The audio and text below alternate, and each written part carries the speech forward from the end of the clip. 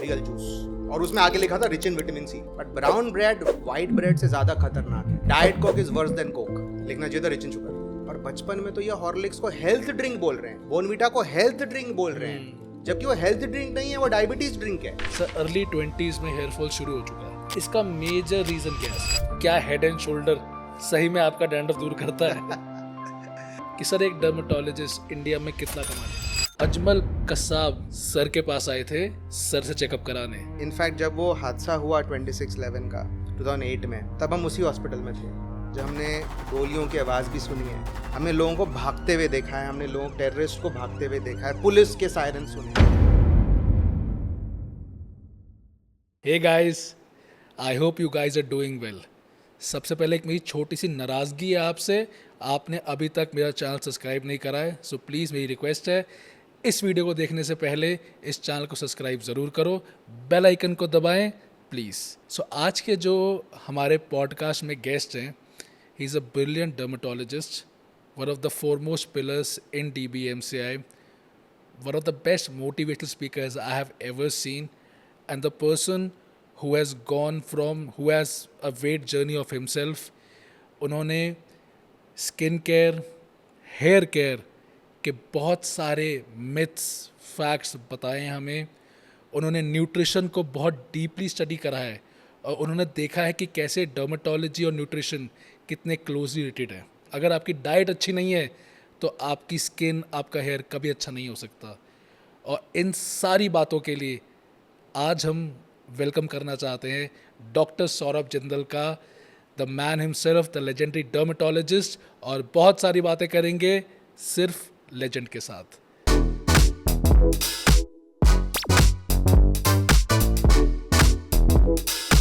Sir आपने dermatology practice करी है जेजे हॉस्पिटल मुंबई के अंदर, तो जेजे हॉस्पिटल बहुत करीब है अर्थर रोड जेल के, तो वहाँ के जितने भी सेलिब्रिटी प्रिजनर्स हैं वो यहाँ आते थे सर के पास अपना एक चेकअप कराने।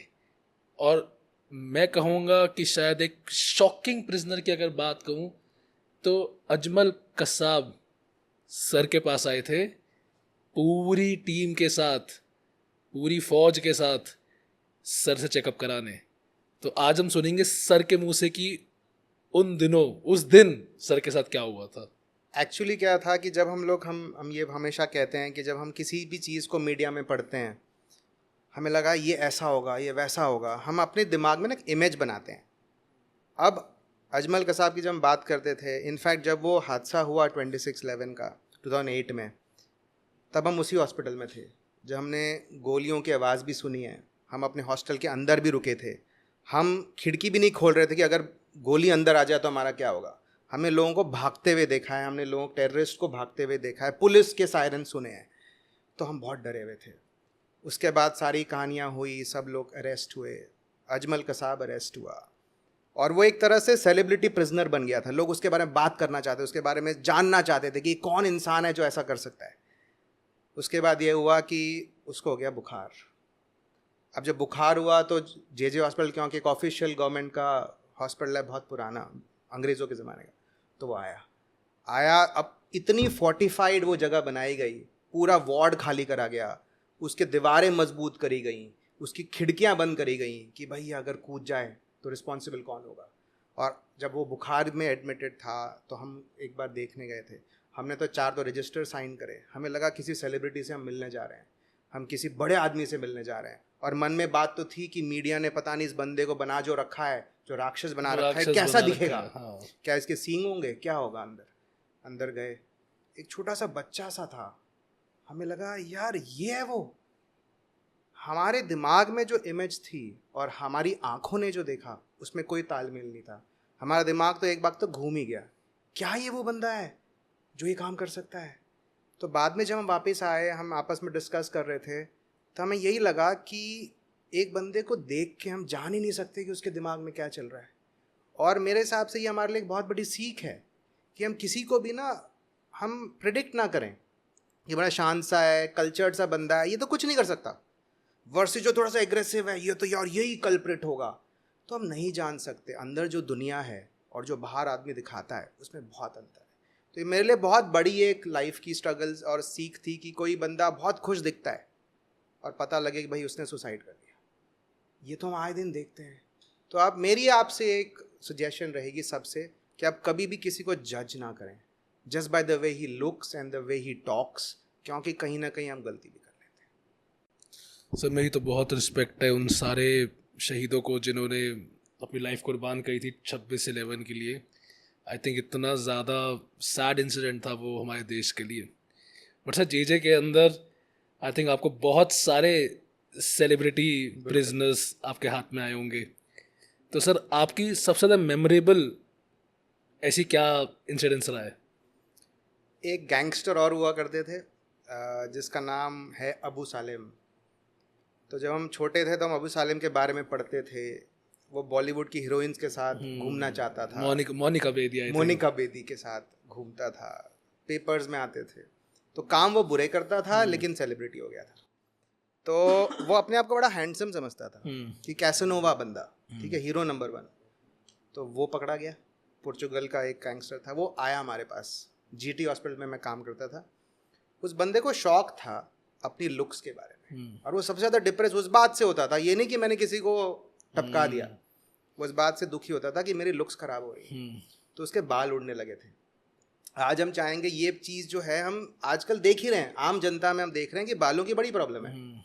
तो उस ज़माने में यही था, बंदे के बाल गए थे, डिप्रेस हो गया और उसके चेहरे पे काले दाग आने लग गए थे। तो वो मेरे पास बार बार आया जीटी हॉस्पिटल में दिखाने के लिए। आगे बैठा था, बात वही कि दिखने में तो लगे ही ना कि ये बंदा कोल्ड ब्लडेड किलर हो सकता है। वो तो ये बात कर रहा है कि मुझे डिप्रेस हो रहा है, मैं दुखी हूँ, मैं सैड हूँ।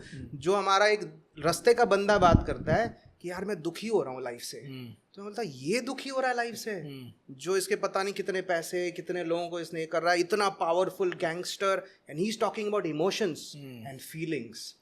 तो मैंने बोला भाई देख, ये दवाई है, ये लगा ले, पक्का ठीक होएगा ना। नहीं तो देखो मैं डिप्रेस्ड हूँ, फिर पता नहीं अगर मैंने कुछ कर लिया तो फिर कौन रिस्पॉन्सिबल होगा। मैंने बोले मैं तो नहीं रिस्पॉन्सिबल हूँ, मैं तो दवाई लिख के दे रहा हूँ। तो ही वॉन्टेड सिंपैथी। तो मैं आज एक और मैसेज ये देना चाहता हूँ कि गैंगस्टर भी सिंपैथी मांग रहा है, तो आम इंसान को सिंपैथी क्यों नहीं मिलती? आम इंसान जो है वो क्यों वंचित रह जाता है इस बात से कि भाई people will understand, they don't understand, and looks now are everything. तो हम यही कहते हैं, हम क्लास में भी कहते हैं, जिसको हम टैडपोल थियरी बोलते हैं, कि टैडपोल का हेड बड़ा होता है और बॉडी पतली सी होती है ना। तो हमारा जो फेस है वो हमारे दिमाग में पूरा हम वही हैं। सौरभ कौन है? सौरभ सिर्फ चेहरा है। सौरभ उसका हाथ नहीं है, सौरभ पैर नहीं है, सौरभ सिर्फ चेहरा है। तो अगर चेहरे को कुछ हो जाए तो सौरभ हिल जाता है, सौरभ की आइडेंटिटी हिल जाती है। तो यही लोगों के साथ हो रहा है। तो फेस के प्रॉब्लम्स, हेयर के प्रॉब्लम्स आजकल साइकोलॉजिकली लोग को दुखी कर रही है। तो अबू सालेम बार बार आया हमारे पास। तो मैं भी ये सोचता था क्यों आ रहा है बंदा यार, मैं क्या कर लूँगा, 2 दिन में कैसे आ जाएगा वापस। फिर बाद में पता लगा कि ये जेल से 42 टाइम्स बाहर निकला है इस प्रिटेक्स्ट में, और इस बहाने से कि मैं डॉक्टर को दिखाना चाहता हूँ। और सर 42 टाइम्स आपके पास आया वो? नहीं, हमारे पास पूरा 42 टाइम्स नहीं आया, बट कुछ ना कुछ बहाने से वो निकलना चाहता था। अच्छा। वो शायद एक हवा खाना चाहता था, दूसरों से बात करना चाहता था, एक नॉर्मल फील करना चाहता था, बट उसके पास बहाने बहुत थे। मुझे ये हो गया जी, मुझे वो हो गया जी, पेट दर्द हो गया जी, ये हो गया। तो बहुत निकला। तो बाद में गवर्नमेंट रिपोर्ट भी आई थी कि he is misusing the system to come out of the jail. काफ़ी अतरंगी सा किस्सा था सर ये, कि दैट गैंगस्टर को भी इतनी फीलिंग्स आ रही हैं कि वो डिप्रेस फील कर रहा है बिकॉज उसके बाल झड़ रहे हैं। सर बाल झड़ने से अब एक मेजर टॉपिक पर बात करते हैं, जो आई थिंक आज के after 30 every male is having this problem. I think after 20 आजकल आ चुका है ये चीज़। सर हेयर फॉल इतना ज़्यादा हो रहा है, people are going for hair transplant, multiple things are there. तो इस बारे में आप क्या कहना चाहेंगे? एक्चुअली आजकल हम ये देख रहे हैं कि बालों को लेके जो चिंता है, जो प्रॉब्लम्स हैं, वो जब मैंने शुरू किया अपना करियर इन 2005 इन डर्मेटोलॉजी, तब हम देखते थे कि 80% स्किन प्रॉब्लम्स होती थी, 10-20% हम हेयर के प्रॉब्लम्स देखते थे। अब बिल्कुल उल्टा हो गया, 80% of my OPD is here problems. और जब हम हेयर को देखते हैं कि हेयर का बायोलॉजिकल रीज़न क्या है बॉडी में होने का, मैं क्लास में पूछता हूँ भगवान ने तुम्हें बाल क्यों दिए, डॉक्टर्स भी सोचने लग जाते हैं बाल, अच्छा बाल का क्या काम है, बाल का, तो कहते यार बाल का काम तो कुछ दिख नहीं रहा। तो जो चीज़ हमारे लिए यूजफुल नहीं है वो जब जाती है तो हम ऐसे कैसे हताश हो जाएंगे। जो चीज़ फ़ायदे की भी नहीं हमारे बॉडी के लिए, वो जब हम खो देते हैं तो लोग रोने लग जाते हैं, लोगों का सोशल इंटरेक्शन कम हो जाता है, लोग बाहर ही नहीं निकलना चाहते।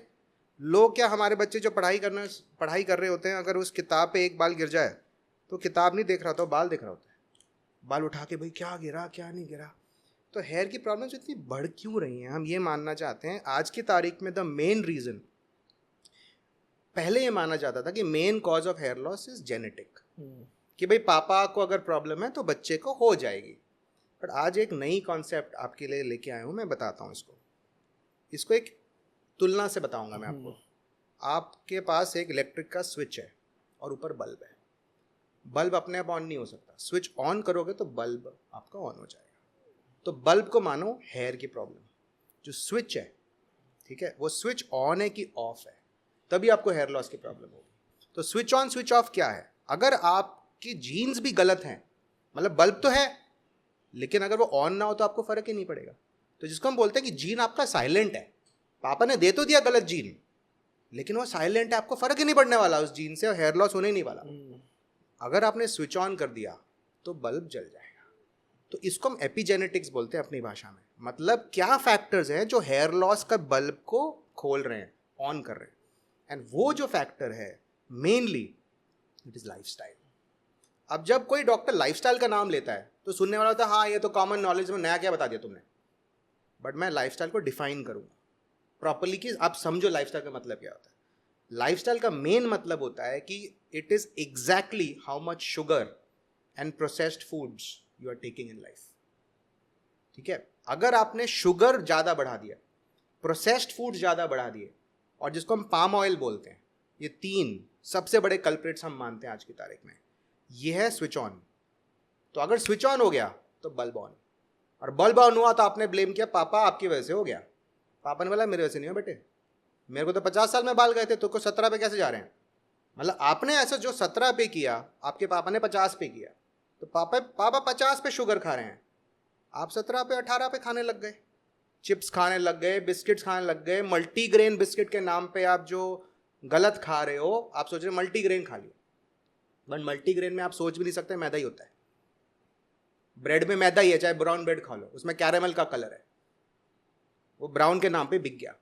But brown bread white bread से ज़्यादा खतरनाक है। क्यों? क्योंकि आप समझते हो ब्राउन ब्रेड हेल्दी है। Diet Coke is worse than Coke. ये क्यों होता है? क्योंकि डाइट कोक आपको लगता है हेल्दी है, में भी शुगर है, लेकिन वो आर्टिफिशियल शुगर है। आर्टिफिशियल शुगर है, तो आर्टिफिशियल शुगर से बहुत ज़्यादा डिजास्टरस है। क्यों, मैं बताता हूँ। अगर आप नॉर्मल कोक पियोगे, आपको पता है उसमें शुगर है, तो शायद आप एक कैन पे रुक जाओ। आप जब डाइट कोक लोगे तो ले यार ये तो सेफ है, 0 कैलोरी, तो आप 2, 3, 4 ले जाओगे। बट इतने सारे गूगल पेजेस है जो सर ये सिंपल कहते हैं कि that diet Coke has no sugar. Right, when you say no sugar, what do they mean? They don't have sucrose, but they have aspartame acesulfame, जो WHO भी कहता है it's a probable carcinogen, और आपके gut bacteria खराब कर देता है, जो आर्टिफिशियल शुगर है। तो एक तो आप ये सोच के ले रहे हो कि अच्छा कर रहा हूं मैं अपने बॉडी के लिए। जूस के बारे में भी यही कहते हैं, juice is not healthy at all. आपको लग गया हेल्दी है ना, तो लाइफस्टाइल तो खराब हो गया, पेट बढ़ने लग गया। सर जूस और कोक में किसमें ज़्यादा शुगर है? हमने एक डेटा निकाला था और हम खुद भी चौंक गए। कोल्ड ड्रिंक का हमने पीछे देखा शुगर कितना है। 100 ml of that Cola bottle had 9.8 grams of sugar. फिर हमने जूस निकाला, ठीक है, रियल जूस, उसको पीछे किया, उसमें था 12.5 ग्राम्स, और उसमें आगे लिखा था रिच इन विटामिन सी। लिखना चाहिए था रिच इन शुगर, लेकिन वो तुम खरीदते नहीं फिर, क्योंकि तो शुगर नहीं लेनी भाई। और आपके हिसाब से कितना विटामिन सी होगा उसके अंदर? 25 मिलीग्राम 100 ml में। 100 ml 25 मिलीग्राम, और वो है 12 ग्राम। और आपको ये पता करना जरूरी है कि कभी भी कोई चीज़ जब ऊपर लिखी होती है इन द लेबल, वो अमाउंट ज़्यादा होती है। विटामिन सी उसकी एंट्री में सबसे नीचे था, लास्ट एंट्री थी, क्योंकि उसकी अमाउंट सबसे कम है, तो डिसेंडिंग ऑर्डर में होता है। लेकिन रिच इन विटामिन सी, माँ खुश कि बच्चा तो मेरा जूस पी रहा है। तो ये सारी लाइफस्टाइल हमारे हेयर को बहुत तकलीफ दे रही है। बट आप ये मानते हो कि सर जैसे कि हमारा बचपन से होता है कि दैट एक शुगर की हमें बहुत जल्दी आदत डलवा दी जाती है, बिल्कुल। जैसे बचपन में आई एम श्योर आप सबके साथ भी होगा, Rooh Afza was my moms favourite drink whenever I came home. Yes yes. वो आज अगर देखो तो मैंने गलती से एक दिन कुछ दिन पहले ना जस्ट कहते हैं नोस्टैल्जिया के चक्कर में एक जगह पी लिया मैंने। भाई वो प्रॉपर शुगर का मतलब घोल है, उसमें सिर्फ चीनी है उसके अंदर, बिल्कुल पिंक चीनी, बिल्कुल दैट्स सही इट। कह रहे हो, बिल्कुल सही कह रहे हो। एंड बॉर्नवीटा हो गया, हॉर्लिक्स हो गया, सिर्फ इतनी ज़्यादा शुगर है कि हम लोगों को इतनी बहुत जल्दी आदत पड़ जाती है कि इतना मीठा तो नॉर्मल है। बस करेक्ट, ये आपने बहुत बढ़िया एक बात बोली, इसको हम सेट पॉइंट बोलते हैं। आपके ब्रेन को समझो 100 ग्राम शुगर मिली है, वो उसको नॉर्मल मानता है। फिर जब आप नॉर्मल शुगर खाओगे, नॉर्मल अमाउंट, आपको फीका लगेगा क्योंकि आप 100 से नीचे हो, तो आपका सेट पॉइंट बढ़ गया। तो जब 100 से ज्यादा जाओगे तभी आपको कोई चीज मीठी लगेगी। तो ब्रेन को पता लग गया कि 100 मिलने वाला है अपने को।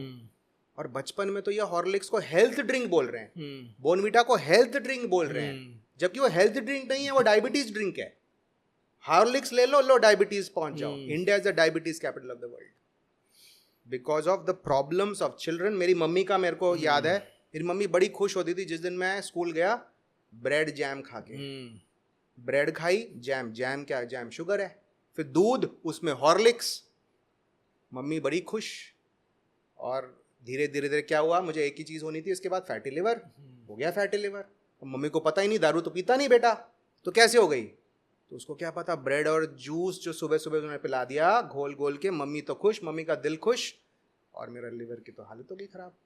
तो पता लगा, हो डॉक्टरों को भी नहीं पता होता कि juice is so harmful for health. Even if you make it in your own house, it is very bad. Even fresh juices, even fresh juice are very bad. क्यों, ये भी बता देता हूँ। कोई भी जूस को अगर लिक्विफाई करते हो, ऊपर से थोड़ा भी शुगर नहीं डालते अगर, तो अपने आप भी फ्रूट के अंदर शुगर होता है। कौन सी शुगर होती है बता देता हूँ। There is a very bad sugar called as fructose. It is worse than sucrose. ठीक है, जो सुक्रोज होता है, फ्रक्टोज, एक तो ग्लूकोज होता है, एक फ्रक्टोज होता है। ग्लूकोज तो फिर भी बॉडी मेटाबोलाइज कर लेती है, फ्रक्टोज नहीं कर पाती। फ्रक्टोज सीधा लिवर में जाके फैटी लिवर बन जाता है, तो शुगर कन्वर्ट हो जाती है फैट्स में। तो जितना फ्रूट शुगर खाओगे जो लिक्विफाई कर दिया, और क्या फेंका आपने, उसका गूदा, गूदा में होता है फाइबर, वो फेंक दिया तुमने। तो भगवान तो बेवकूफ तो है नहीं, भगवान ने गूदे के अंदर शुगर घोल के छुपा रखा है इंटैक्ट ऑरेंज में। तो जब आप खाओगे फाइबर से क्या होगा, एब्जॉर्ब ही नहीं ठीक से होता, तो उसकी स्लो डाउन होगी एब्जॉर्प्शन। लेकिन जब तुमने उसका गूदा फेंक दिया और उस लिक्विड को स्ट्रॉ से पीना शुरू किया, क्योंकि आदमी तो आलसी हो गया, चबाना भी नहीं चाहता है कि नहीं, तो अंदर जब शुगर गई तो सीधा फैटी लिवर बन गया। तो घर में भी अगर जूस निकाल लिया, fresh juice, fresh is never fresh, fresh is disease. तो फ्रेश के नाम पे बहुत आतंक हो रहा है इंडिया में। Fresh juice, fresh juice, fresh कुछ नहीं होता। The only thing which is fresh is actual fruit. पूरा फ्रूट खाओ। तो अगर भगवान इतना बेवकूफ होता तो पेड़ पे आपने उन्होंने जूस लटकाना चाहिए था, फ्रूट क्यों लटका है? तो ये जानना बहुत जरूरी है। गाइस आई थिंक ये बहुत बड़ा एक क्वेश्चन हमारा आंसर करता है, जो मैं एक अगर नॉन मेडिकल स्टाइल में आपसे बात करूं सर, मेरे दिमाग में भी चल रहा था कि अगर फ्रूट खा सकते हैं तो उसका फ्रूट जूस क्यों नहीं पी सकते। बिल्कुल, आई थिंक, और आपने बहुत अच्छा आंसर किया है सर, कि भगवान ने ऐसी चीज़ बनाई है कि अगर उसे भगवान वाले तरीके से खाओगे तभी वो आपको फलेगी, वरना नहीं फलेगी। बिल्कुल सही कह रहे हो। और मैं यही कहता हूँ, लोग विटामिन सी की टैबलेट खा रहे हैं कि विटामिन सी मिल जाएगा, एंटीऑक्सीडेंट्स। और आपको ये भी बता देता हूँ, विटामिन सी को अगर आपने टैबलेट फॉर्म में ले लिया तो कोई फायदा नहीं है। उतना ही विटामिन सी जब ऑरेंज के अंदर होगा तब वो काम करेगा। तो जब भी आपने नेचर को तोड़ा तो आप टूटे, जब नेचर को वैसे रहने दिया तो आप फूलोगे, फलोगे। सर आजकल की जो खराब लाइफस्टाइल तो है ही, मतलब मैं खुद मानता हूँ सर, स्ट्रेस बहुत ज़्यादा हाई है। स्ट्रेस की वजह से हम सबका न्यूट्रिशन, मेरा भी न्यूट्रिशन ख़राब है, स्ट्रेस बहुत ज़्यादा हाई है, तो ऑफ कोर्स उससे उसका बालों पे इफेक्ट आता है। तो सर उसके लिए आपकी क्या एडवाइस है? हम लोग एक बहुत सजेशन अपने क्लिनिक में देते हैं हेयर लॉस के लिए। काफ़ी लोग हेयर लॉस के लिए आके मेरे को बोलते हैं, सर मैंने ना वो बायोटीन खाना शुरू किया है, मैंने ना वो पावर गमीज खाने शुरू करे हैं, क्या मुझे हेल्प करेंगे? बट कोई फ़ायदा होते तो दिखता नहीं है। तो मैं बोलता हूँ भाई बात तो वही है, तुम बायोटीन सब्जियों के अंदर जब है तब खाओगे तब बेटर है, तुमने निकाल के गोली में डाल दिया तो कैसे काम करेगा? तो ये मार्केटिंग होती है। तो हम क्या कहते हैं, जिसको हम रेनबो डाइट बोलते हैं। रेनबो डाइट मतलब आपके डाइट में अलग अलग कलर्स होने चाहिए। कि अगर मैं जब गोभी खरीदता हूँ तो I will have purple cabbage, and I will have a green cabbage, a capsicum लेना है तो I'll have a yellow one and a red one and a green one. Colors अलग अलग हो गए. मशरूम ब्राउन हो गया, राइट, ब्रोकली ग्रीन हो गई. तो जब हमने कलर्स अलग अलग ले लिए तो रेनबो कलर्स बन गए. इसमें मैक्सिमम फाइटोन्यूट्रिएंट्स एंड एंटीऑक्सीडेंट्स होते हैं. इसका कोई तोड़ नहीं है. कोई भी गोली भगवान को रिप्लेस नहीं कर सकती. तो आप ये समझें, मेहनत करें, सब्जियां पकाएं, वेजिटेबल. मैं आपको एक एग्जांपल दे रहा हूं. अगर हम बोलें कि सबसे बेस्ट फूड क्या है, इट इज वेजिटेबल. ओके, उसके नीचे इंटैक्ट फ्रूट्स. ये दो के बीच में जितना आप खेलोगे आप खुश रहोगे. उसके नीचे फिर आ जाता है ग्रेन्स. आजकल ग्रेन्स में ज्यादा प्रॉब्लम है क्योंकि इंडिया ना ग्रेनिटेरियन है, वेजिटेरियन नहीं है, ग्रेनिटेरियन है. ग्रेन ही खाता है. मतलब आप मानोगे नहीं सर, मतलब आई एम श्योर आप अग्री करोगे इस पे. बोला अगर मैं घर में बैठ के रोटी नहीं खा रहा ना तो my mom is more worried. Yes, कि तू रोटी क्यों नहीं खा रहा है.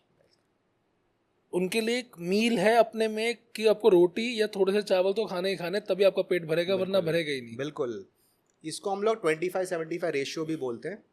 इंडियंस यूजली 75% अपने थाली में कार्बोहाइड्रेट खा रहा है, रोटी चावल मिला के. नॉर्थ वाला रोटी खा रहा है, साउथ वाला चावल खा रहा है, और 25% सब्जियां चुक चुक के खा रहा है. तो जब हम रेस्टोरेंट में जाते हैं हम बोलते हैं एक और रोटी ला दे भाई. कौन कह रहा है एक और बाउल ऑफ सब्जी ला दे? कोई नहीं कह रहा, कोई नहीं कहता, राइट. तो सबसे इंपॉर्टेंट ये होता है कि हम उल्टा कर दें उसको. 25% रोटी और चावल मिला के कर दें, इतना ही चेंज करना है, और 70% सब्जियां कर लें. ये तो हॉस्टल में भी आदमी कर सकता है. जब मैं कभी लेक्चर्स में कहता हूँ कि भाई तू मिलेट्स खा, जवार खा, बाजरा खा, अच्छी बात है, जो अफोर्ड कर सकता है, जो घर में. हॉस्टल वाला बोलता है क्या बात कर रहे हो, मैं अपने बंदे को कैंटीन का जवार ला के दो, निकाल देगा मेरे को 2 मिनट में. तो कहता है भाई जो है उसी में से बता दो. तो कहता कोई बात नहीं, सफ़ेद चावल खा ले भाई, लेकिन परसेंटेज तो तेरे हाथ में है कि कितनी रोटी खानी है, तो तेरे हाथ में है. तो मन के लिए रोटी होती है, बॉडी के लिए रोटी खराब है. बट हम ये कहते हैं कि थोड़ा बहुत खाने में बहुत दिक्कत नहीं है, लेकिन पंगा ये होता है कि आप बहुत ग्रेन सेंट्रिक हो गए हम लोग. पेट हमारा उसी से भरता है, जबकि हमें वेजिटेबल से भरना चाहिए. ये बहुत इंपॉर्टेंट है. मतलब मैं ये कहूँगा सर, हॉस्टल मेस में अगर एक वैसे मेरे कॉलेज का हॉस्टल मेस डिसेंट था. मैंने शायद 5 साल अगर मैं हॉस्टल में था तो मैंने पूरा अपना लंच डिनर ब्रेकफास्ट वहीं करता था. And I was super muscular. मेरी शायद 70 kgs था मैं, और मजाला मेरा वेट बढ़ रहा हो. राइट, ठीक है. और ऑफकोर्स ये बात आपने कहा एवरी डे देयर एक नई सब्जी बन रही है, एक नई दाल है, कुछ है. एवरेज था, मैं यही नहीं कहूँगा, बट अगर आप ढंग से एक मील खाना चाहो ना तो वो है वहाँ पे. बट जब मैं सर अब प्रोफेशनल लाइफ में आया, आज मुझे 10 साल हो गए काम करते करते. रिसेंटली अब ये मेरा पर्सनल क्वेश्चन है, और ऑफ कोर्स आई थिंक बहुत सारे लोग इसमें शायद में से हाँ में बिलाएंगे. सर आज के दिन पर मैं सुबह जिम जा रहा हूँ, मैं शाम में टेनिस खेल रहा हूँ 1 घंटा, और मतलब अच्छे लेवल पर टेनिस खेल रहा हूँ, बट मेरा वेट कम नहीं हो रहा. Very good.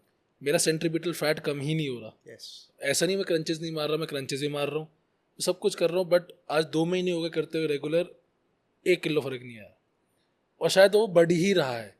और मैं घर का खाना खा रहा हूँ.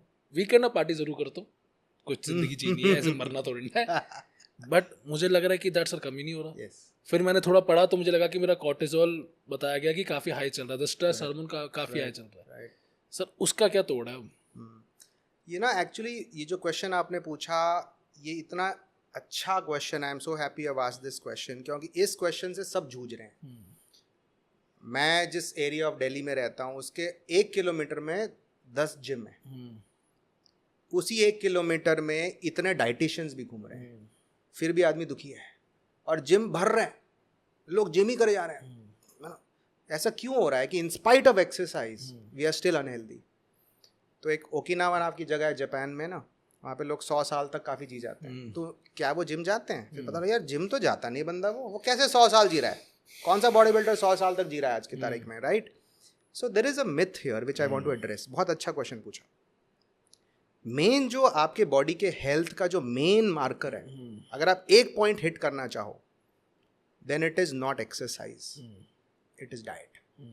आप इनपुट पे काम करो, आउटपुट पे नहीं करना होता. अगर आप इनपुट आउटपुट दोनों पे करो तो आप किंग ऑफ द वर्ल्ड हो. That is the best. तो मैं दोनों पे काम करता हूँ कि इनपुट पे भी ध्यान दिया और आउटपुट पे भी ध्यान दिया. अब लोग क्या करते हैं, इनपुट पे बहुत ध्यान नहीं दे पा रहे, नॉट बिकॉज उनको पता नहीं है, बट स्ट्रेस उनके इनपुट को कॉम्प्रोमाइज़ कर जाता है. मैंने ये देखा है, जिस दिन मैं थका हूँ और स्ट्रेस में हूँ, उसमें मतलब भाड़ में जा, मैं तो खाऊंगा जो आगे आएगा। हम जब लेक्चर्स के बाद थक के होटल पहुंचते हैं, मजाल है जब हम उस गुलाब जामुन को बंद कर दें उसके ढक्कन को, हमें लगता है हमें डोपामीन चाहिए, हमें स्ट्रेस से जल्दी निकालो, थकान से निकालो, डोपामीन चाहिए। अब इम्पॉर्टेंट हमने खा लिया, फिर हमने सुबह जिम गए। अब जिम में कितना कैलोरी आप बर्न कर लोगे? घंटे में 400 कैलोरी, और तो 2 मिनट में तुमने खा लिया। So the main concept is diet changes everything. अब जैसे मैं पर्सनली बताऊं तो I was 82 kilograms in 2019 and it was a very interesting incident, जिसे हम कहते हैं कि भाई किसी हर बंदे की लाइफ में एक वो इंसिडेंट आता है जो अपनी टॉक्स में वो बोल पाता है कि ये वो दिन था। 3 December 2019 I had gone to Bhutan. वहाँ पे एक टाइगर नेस्ट है which is a monastery at the top of a mountain, 3 kilometre ऊपर है। ट्रैकिंग के लिए बहुत फेवरेट जगह है। मैंने बोला मैं तो हेल्दी हूँ, मैं तो जिम जाता हूँ भाई, ठीक है। मेरे साथ में एक 72 ईयर पीडियाट्रिशियन साथ में गए थे, वो जिम बिल्कुल नहीं जाते। हम दोनों ने लाठी ली क्योंकि ट्रैकिंग थी, ऊपर गए। मैं भाई साहब आधे पे रुक गया और मैं रो पड़ा। मैंने बोला मेरे से नहीं होता, और वो बंदा 72 ईयर्स वाला ऊपर चढ़ गया। अब ये तो एक सिंपल सा इंसिडेंट लग रहा है, लेकिन जो दिल में उसने मेरी चोट पहुँचाई उस दिन, he came down and I sat with him at the airport. Paro airport में हम बैठे थे अगले दिन 5:15 बजे। मैं बोला सर कैसे है ये, कैसे किया आपने और मैं क्यों नहीं कर पाया, मेरे को बताओ। I was 82 kilograms at that time. Sir ने मेरे को 15 मिनट में ज्ञान दिया, और वो ज्ञान जो है, जैसे होता है ना कभी कभी गुरु प्रकट होते हैं, वो प्रकट हुए थे मेरे लिए।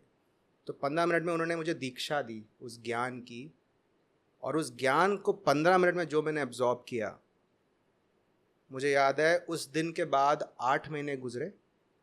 I lost 25 kilograms in the next 8 months because of that 15-minute kindness of that one gentleman. And guess what? I have never met him again in my life.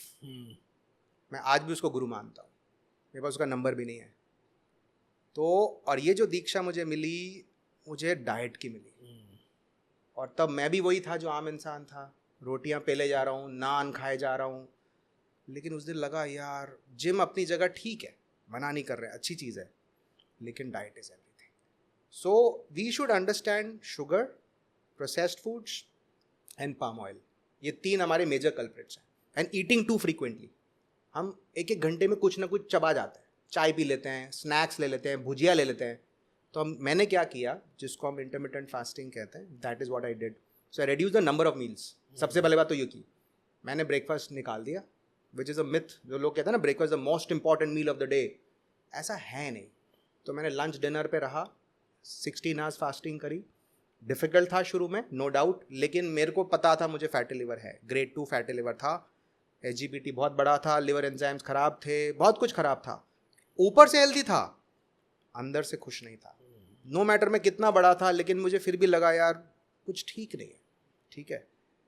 फिर मैंने जब बदला अपने आप को, तब मुझे लगा ये तो अवतार ही नया आ गया। तो मैं हमेशा कोशिश करता हूँ, और आपके ज़रिए भी मैं यही कोशिश कर रहा हूँ कि दुनिया तक हम ये पहुँचाएं ये बात कि डॉक्टरों को भी, सॉरी टू से, डॉक्टरों को भी बहुत डाइट नहीं सिखाई जाती। मैं MBBS हूँ, फिर मैंने MD करी, इतना बड़ा एक्सपीरियंस। अगर मुझे कोई बोल दे, कोई माँ आके बोल दे मेरे बच्चे को एक्ने हो गया, पिंपल हो गए, सर बता दो खाने में क्या खाना है, क्योंकि उसको तो लग रहा है आम से हुआ है, गर्मी निकल गई बाहर, शी नोज। बट हमें पता ही नहीं होता, हमें दवाइयों की डोज पता होती है, हमें ये नहीं पता होता कि येलो ऑफ द एग खा सकते हैं कि नहीं, हमें ये नहीं पता होता ऑयल कौन सा है, कुकिंग ऑयल। किसी head of department of cardiology को पूछ लो कि बाईपास करना आता है, हाँ आता है भाई, बट ये बताओ कि येलो ऑफ द एग में क्या कितने खा सकते हैं, नहीं खा सकते, तो वहाँ पे थोड़ा कन्फ्यूजन होता है। तो काफ़ी कम डॉक्टर्स हैं जो न्यूट्रिशन स्पेस में हैं, तो मैं चाहूँगा कि काफ़ी डॉक्टर्स में आएँ, काफ़ी इन्फ्लुएंस हम कर सकते हैं लोगों को, और लोगों की हेल्थ बढ़ा सकते हैं। That's a very important factor. True sir. और एक्चुअली मैं शाउट आउट देना चाहूँगा, एक बार एक इंस्टाग्रामर है, ऑफ कोर्स आप सबने सुना होगा, फूड फार्मर का, and I believe that if you are, I mean, by any chance if you are listening to this podcast, bro, you are doing awesome work. आपने जो बॉर्नवीटा वाला बनाया था उसके अंदर, trust me, it was a eye opener. मतलब हमने कभी सर लेवल पे इतना ध्यान नहीं दिया होता। So you are doing really awesome job, please keep it up. ऐसे ही जो आप मिथ्स है तोड़ते जाइए, और शायद हर एक आम आदमी को और ज़्यादा सतर्क बनाए और ज़्यादा नॉलेजेबल बनाए, ताकि अपनी हेल्थ का हम सब ध्यान रख सकें। So thank you so much. Sir hair care के बारे में मैं एक ऑल्दो हम ये टच कर चुके हैं ऑलरेडी, बट दोबारा पूछूंगा सर, और आई थिंक बहुत इंपॉर्टेंट क्वेश्चन भी है सर। अर्ली 20s में हेयर फॉल शुरू हो चुका है, इसका मेजर रीज़न क्या है सर? आजकल ना एक्चुअली हार्मोनल चेंजेस बहुत प्रेवलेंट है यंगस्टर्स में, एंड कहीं ना कहीं stress and lifestyle do play a role in changing that hormone, females and males दोनों में। जब मेल में हार्मोन चेंज हो रहा है तो कैसे उनको कैसे पता लगेगा कि हार्मोन चेंज हो रहा है? दो चेंजेस वो हमेशा देखेंगे कि hair line start to go back, वो बोलेंगे यार माथा चौड़ा क्यों हो रहा है मेरा, कि यहाँ कोने कोनों से बाल मेरे पीछे क्यों, सबसे स्पेसिफिक साइन है कि कोनों से यहाँ से बाल पीछे हो जाते हैं। उसके बाद बोलते हैं बाल ना जब गिरते हैं, जब मैं उठाता हूँ तो पतले बाल दिखते हैं मुझे, मोटे नहीं दिखते। ये दो साइन है आपके लिए भी जज करने के लिए कि मुझे ये प्रॉब्लम शुरू हो गई है। एक बात मैं आपको अभी कह देता हूँ, अगर ये ट्रेन शुरू हो गई है तो ये ट्रेन को बढ़ने ना दें, क्योंकि ये हार्मोन इतनी फास्ट बढ़ेगा और आपको कब पता लगेगा, जब सिग्निफिकेंट आपका गंजापन आ जाए फिर आप पैनिक करोगे। पैनिक करोगे तो इंस्टाग्राम की रील देखोगे, किसी इन्फ्लुएंस के गलत झावे में आ जाओगे कि भाई ये शैम्पू ले ले, ये बड़ा मस्त है, ये ना ओनियन बेस्ड शैम्पू है, इससे मजा आ जाएगा तेरे को। आप उसमें और टाइम खराब करोगे, ट्रेन आगे बढ़ चुकी होगी, फिर यू टर्न शायद ना हो पाए। तो आपके लिए एक एडवाइस रहेगी, आपको जब भी हेयर लॉस लगे, थिनिंग लगे, हेयर लाइन पीछे जाती हुई लगे, तो आपने सेल्फ होम रेमेडी नहीं करनी, अपने आप दवाइयाँ नहीं खानी, शैम्पू नहीं बंद करने। सिर्फ ये नहीं सोचना कि तेल लगा दिया तो अपन का काम हो जाएगा। हेयर ऑयल पे आजकल इंडिया को बहुत ज़्यादा विश्वास है, उस हेयर ऑयल से आपका कुछ नहीं होना, हार्मोन आपका चेंज नहीं होना, आपको कुछ ना कुछ ट्रीटमेंट करनी पड़ेगी। आपका स्किन वाला बंदा, डर्मेटोलॉजिस्ट जो हैं, जो अपने आप ही ट्राइकोलॉजिस्ट होते हैं, उनसे पूछिए, गाइड करेंगे, आप बच जाओगे।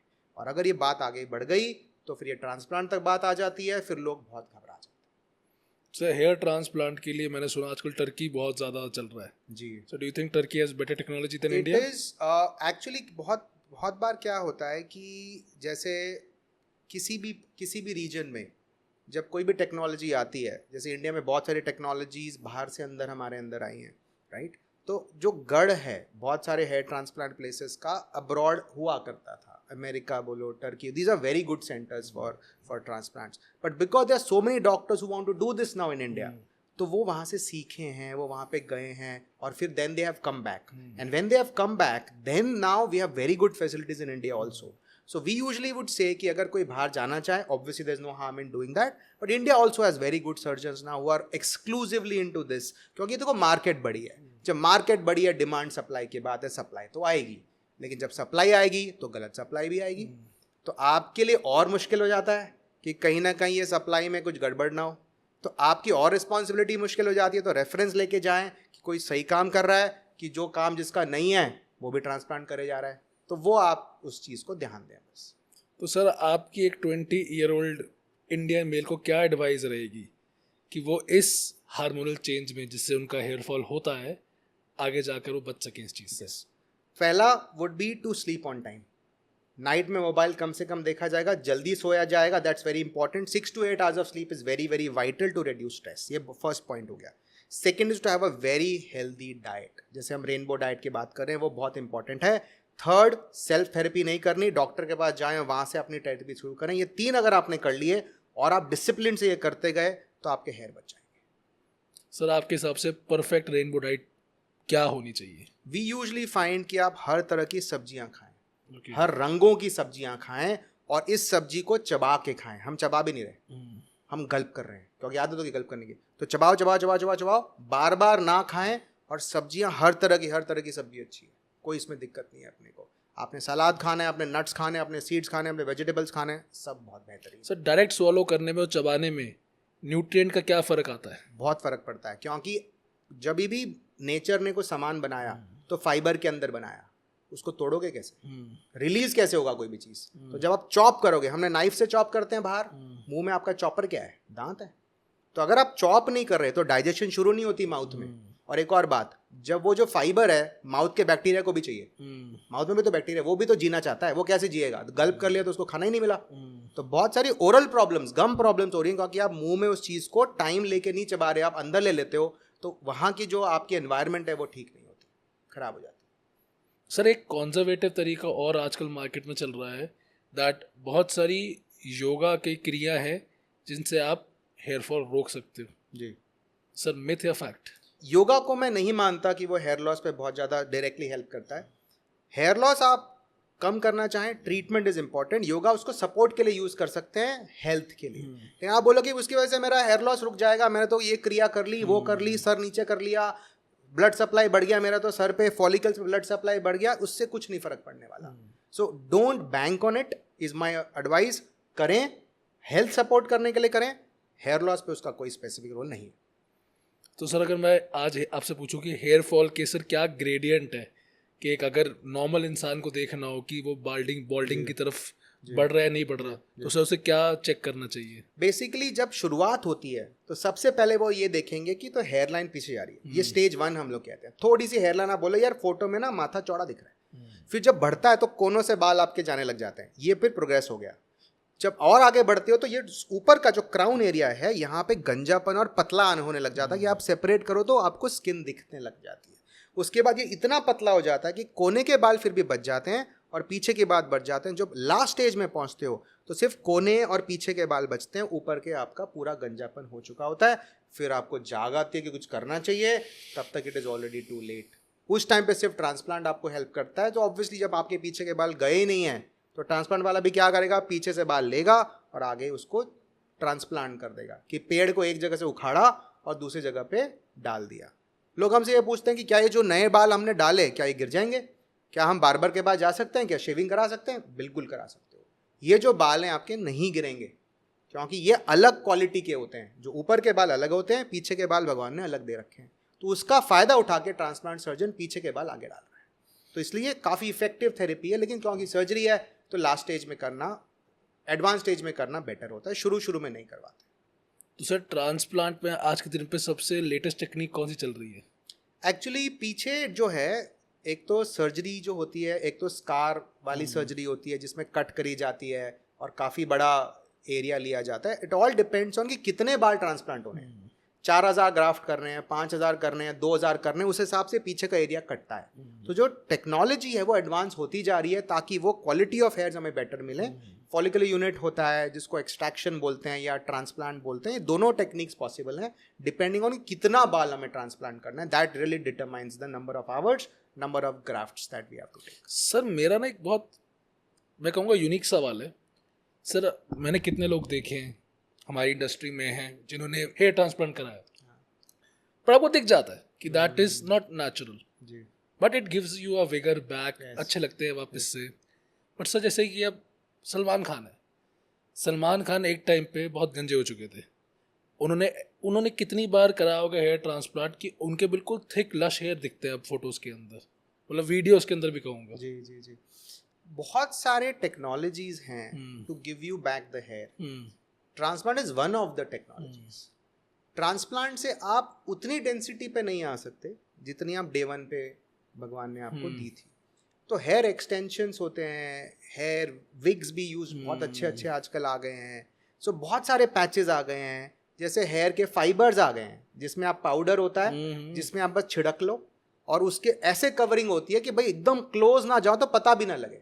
सो इतना कुछ हो सकता है। और क्योंकि ऑब्वियसली वो मीडिया वर्ल्ड में है तो उन पे काम भी इतना होता है कि दूसरे को लगे यार ये तो जादू ही है, तो जादू ही लगता है। लेकिन बहुत सारी टेक्नोलॉजीज हैं एंड इट डिपेंड्स ऑन कि आप कितना उसके केयर कर सकते हो। जैसे पैचेस हैं, पैचेस को आपको रेगुलर केयर करनी पड़ती है, हेयर एक्सटेंशन है, बहुत सारी बातें हैं। Hair market is not limited to transplant. नहीं सर, ट्रांसप्लांट तो वो हो गया जो नेचुरली आपके बाल आ रहे हैं। यस, ये आर्टिफिशियल हेयर हाँ, हैं आर्टिफिशियल जो लगते हैं। तो क्या मल्टीपल बार ट्रांसप्लांट कराकर हम उतना डेंस हेयर बना सकते हैं? मल्टीपल ट्रांसप्लांट्स होते हैं, बट आप ये समझो कि जो डोनर एरिया है पीछे वो तो लिमिटेड है। और क्या कहीं और के बाल, मतलब कि हाथ के बाल, पैरों के बाल, ये भी कर सकते हैं। ये भी काफ़ी लोग कहते हैं कि भाई यहाँ पे हमारे डेंसिटी नहीं है, तो कहीं दूसरे के बाल भी एरिया के बाल भी ले जा सकते हैं। बट एक बात है कि जो टेक्सचर और सिल्कीनेस आपके सर के बालों की है, वो टेक्सचर सिल्कीनेस आपके बाकी बॉडी हेयर्स की नहीं मिलती। तो वो हेयर ऑब्वियसली उस टेक्सचर के होते ही नहीं है, तो थोड़े से अननेचुरल लग जाते हैं। सो आइडियल तो यही होता है कि आपको पीछे से ही लेना होता है, लेकिन वो एरिया लिमिटेड है। तो बहुत बार बार ट्रांसप्लांट ऑब्वियसली पॉसिबल। पीछे स्कारिंग भी हो रही है और पीछे भी तो आप ले रहे हो, वहाँ पे भी तो कुछ है, बट वो चलो छुप जाता है आपके बालों के नीचे, बट ये करा जा सकता है। यस। तो सर बेस्ट टाइम क्या होता है एक मेल के लिए, क्या वो ट्रांसप्लांट करवा ले? द फाइनल स्टेज कहूँगा, मतलब अगर मैं ग्रेडियंट के हिसाब से आपसे पूछूं कि they have tried everything, they have tried the pharmaceutical way, they have tried the remedies, but नहीं रुक रहे थे, हेयर फॉल हो रहा है, तो किस स्टेज में फाइनली जाके दे शुड एक्सेप्ट कि उनको ट्रांसप्लांट चाहिए? एक्चुअली हम लोगों को ये कहते हैं कि जो advance stages of hair loss होते हैं, ग्रेड 5, ग्रेड 6, ग्रेड 7, कहाँ होते हैं सर बाल उस टाइम पे? मतलब बहुत ही फिर ऊपर की थिनिंग आपकी हो चुकी होती है कि एग्जिस्टिंग हेयर्स लिमिटेड हो गए और गैप्स आपका प्रोपोर्शनेटली ज़्यादा हो गया, तो ट्रांसप्लांट करा जाता है। अब एक मिथ लोगों की मैं क्लियर करना चाहता हूँ। लोग क्या करते हैं, शुरू में ही ट्रांसप्लांट करा देना चाहते हैं क्योंकि उनको लगता है यार कौन गोली खाए, कौन दवाई लगाए, छुटकारा चाहिए। तो समझो आप शुरू के स्टेजेस में हो और ट्रांसप्लांट आप करा लो, तो जो ट्रांसप्लांट हुए हैं वो बाल तो नहीं जाएंगे, लेकिन जो आपके एग्जिस्टिंग थे आपने बचाए नहीं उसको, तो आप तो वहीं पहुंच गए। तो एग्जिस्टिंग बचाने के लिए आपको मेडिकल ट्रीटमेंट फिर भी कंटिन्यू रखनी पड़ती है, और आप जो गैप है उसको भरने के लिए ट्रांसप्लांट कर सकते हो। सो देन आपको काम, पर आप बोलो कि छुटकारा चाहिए मेरे को तो मेरे को ट्रांसप्लांट कराना है, तो वो गलत बात हो जाती है क्योंकि वो वहीं के वहीं बच जाते हैं कि एग्जिस्टिंग चले गए और नए बच गए। ये बात है सर बाल ना शायद सुंदरता जितनी देते हैं, स्ट्रेस बहुत देते हैं। सही क्या है, उस स्ट्रेस से और बाल चले जाते हैं आपके। सर इतनी सारी बात कर ली, तो फिर एक ये फाइनल चीज़ ही बता दो कि दैट एक नॉर्मल हेयर ट्रांसप्लांट प्रोसीजर की क्या कॉस्टिंग रहती है? देखो काफ़ी चीज़ें तो ग्राफ्ट के नंबर पे डिपेंड करती हैं कितना एक्सटेंसिव है, बट ओवरऑल अगर हम एवरेज देखें तो आप ये मान लो कि 2 से 3 लाख तो आपको एक शेल आउट करने के लिए रेडी होना चाहिए। बाकी वेरिएबिलिटीज़ तो मार्केट में पूरी हैं, कोई लाख में भी कर देता है, पर अगर गुड क्वालिटी ट्रांसप्लांट चाहते हो 2 to 3 lakhs I feel. And it can go up to 10, Any number 15, depends yeah. on the place, depends on the celebrity culture of that place, कि that is very ceiling तो किसी नहीं है, मतलब लेकिन 2 से 3 lakh for an average person is a good thing to consider। Sir एक और मैं पूछूंगा आपसे कि मिथ है कि फैक्ट है कि हमारे घर वाले भी कहते थे, बड़े बूढ़े कहते हैं हमारे, कि आप अगर बार बार गंजे होते हो तो आपकी हेयर ग्रोथ बेटर होती है। मिथ ऐसा फैक्ट है? ये बिल्कुल बड़ी मिथ है, और हम काफ़ी बार लोग देखते हैं कि भाई हमने गंजा करा लिया तो हेयर लॉस तो कम हो गया था, जब बड़े तो वापस हो गया। तो हम लोगों को ये कहते हैं जब अब आपने बाल छोटे करा लिए, हेयर लॉस कम नहीं हुआ, आपको दिखे नहीं बस, क्योंकि बाल छोटे हो गए, दिखोगे कैसे? तो लड़कियां काफ़ी ज़्यादा हेयर लॉस परसीव कर पा रही हैं क्योंकि लंबे बाल हैं, और आदमी बोलते हैं ज़्यादा लॉस नहीं है जबकि बाल छोटे हैं। तो छोटे करने से कोई फ़र्क नहीं पड़ता, आप अपने बार्बर को बार बार परेशान ना करें, 10-10 दिन में कि बाल छोटे कर ले, उससे कोई नहीं फ़र्क पड़ता, आपको बस स्ट्रेस नहीं होगा क्योंकि दिखेगा नहीं। So which is the best natural oil for hair care actually? हम ये यूजली कहते हैं कि जो सादे हमारे ऑयल्स शुरू से चले आ रहे हैं, for example I give you an example of coconut oil, तो हम बोलते हैं ऑयल में ना बहुत ज़्यादा बदल के बहुत ज़्यादा फ़ायदा नहीं होता। लोग कहते हैं इस ऑयल को उस ऑयल में मिला लो, 10 ऑयल मिला के ये बना लो, फिर उसमें शिकाकाई डाल लो, ये डाल लो। हम कहते हैं hair oil is a moisturiser for your hair, और हेयर क्या डेड स्ट्रक्चर है, उसकी जो रूट है जो नीचे वो है जीवित, ऊपर तो डेड स्ट्रक्चर है। तो जब हेयर ऑयल लगाओगे तो वो रूट तक तो पहुंचेगी नहीं, ऊपर ही ऊपर आपके बालों को नरिश करके स्प्लिट एंड्स नहीं कर रही, फ्रिजी हेयर नहीं कर रही, स्टाइलिंग में ईजी हो जाता है, अटकते नहीं है, ये सब उसका बेनिफिट है।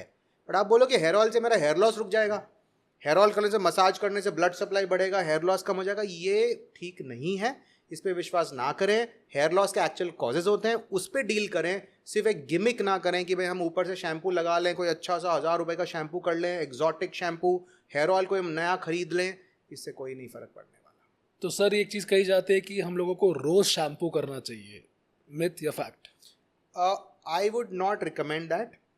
जो बहुत ही ऑयली स्कैल्प लेके आ रहा है, बहुत डस्टी एनवायरनमेंट्स में है, उसको एक जेंटल शैम्पू डेली कर ले।